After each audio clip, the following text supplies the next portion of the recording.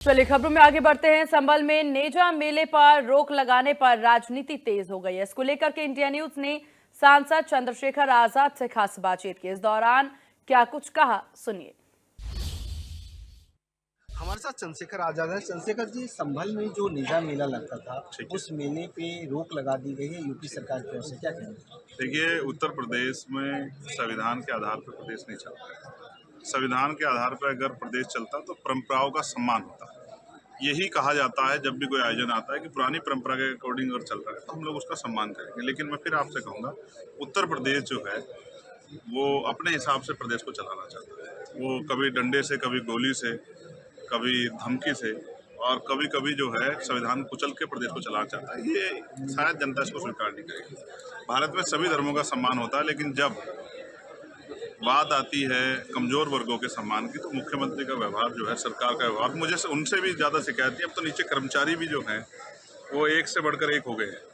वो खुद को, संभल में तो होड़ लगी है कि मेरा ज़्यादा टीवी पे प्रचार होना चाहिए या किसी दूसरे का ज़्यादा टीवी प्रचार होना चाहिए। वहाँ एक होड़ लगी है, उस होड़ का खामियाजा भी संभल को भुगतना पड़ेगा। नहीं, ये कहा जा रहा है कि सलारगंज गाजी जो था वो लुटेरा था और लुटेरा वो का कौन सी महिमा सदी में मंडन पैदा हुआ? था। कौन सी सदी में पैदा हुआ? अब बताओ।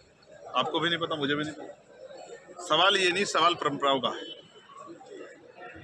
अब औरंगजेब की कब्र उखाड़ के क्या निकलेगा? रोजगार, नौकरियां निकलेंगी क्या? जमीन निकलेगी? कि महंगाई लोगों की जिन पे जमीन मिल जाएगी? क्या महंगाई खत्म हो जाएगी?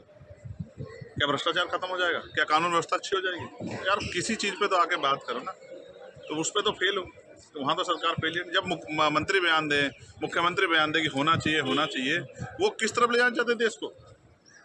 आप और मैं जानते हैं, और जो नहीं जानता वो भी जान लें कि सरकार का फेलियर है और सरकार अपने फेलियर को बचाने के लिए इस तरह की चीज़ों को बढ़ावा दे रही है कि जनता सवाल ना करे। मगर जब तक हम जैसे लोग हैं, सवाल होंगे। लेकिन सीएम योगी आदित्यनाथ ये कह रहे हैं कि जो आक्रांताओं का महिमा मंडन करते हैं वो देशद्रोही हैं, हमारी सनातन संस्कृति को बर्बाद कर रहे हैं। मैं फिर आपसे कह रहा हूँ, मुख्यमंत्री को इस पे जो है ना, हिस्ट्री के जो स्टूडेंट हैं या हिस्ट्री के जो मास्टर हैं उनसे डिबेट करनी चाहिए।